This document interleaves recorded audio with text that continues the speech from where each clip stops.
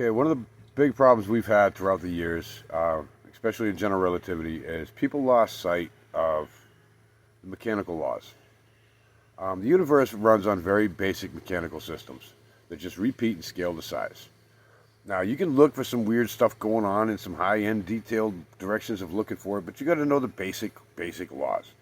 The reason why we can't figure out gravity, one of the basic laws in the universe, we can't figure out gravity because everybody's looking at 4 dimensions, 5 dimensions, 12 dimensions, and trying to add in extra dimensions to make their math work.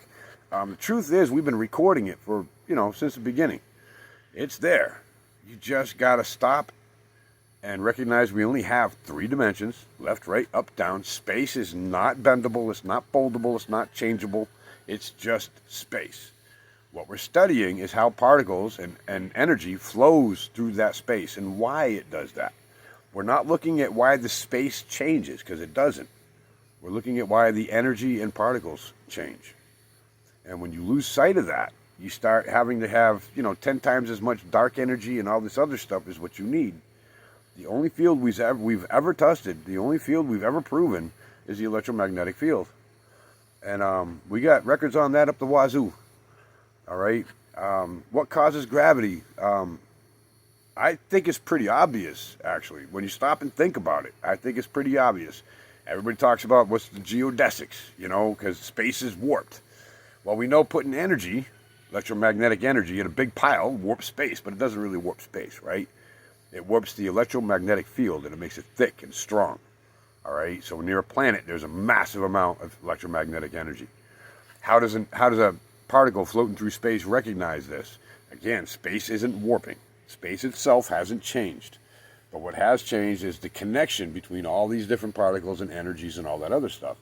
And it's all connected through the electromagnetic field. If you've ever studied light, electromagnetism and all that, it's all part of the same disaster. Okay? So when you recognize the connection between them all, time dilation, it becomes the only answer. If you have a large cloud floating through space at near the speed of light during the Big Bang, it separates itself by time dilation. And the only answer for it to do is for all of it to basically start curving in on itself. That's all it can do. That's a basic law in the universe. And when it curves in on itself, it's going to create mass eventually. It's going to maintain, this is the big thing general relativity lost. It has to maintain that momentum.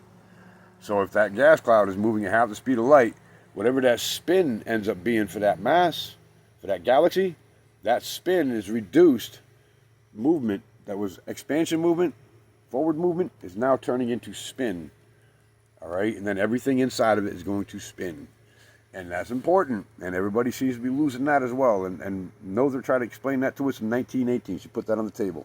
She fixed a lot of things in 1918. When they tried to fix gravity and all that, it was done in 1918. If you look at the numbers, everything we had for gravity and all of that and uniting everything was sitting right there in 1918. If you don't believe me, look at it yourself. All right? Take a good look. Take everything out, this electromagnetic field, put it on the table. And then take everything that isn't gravity, take it off the table, and what you got left was a puzzle piece for gravity. And it's all in the electromagnetic field. All right? Peace.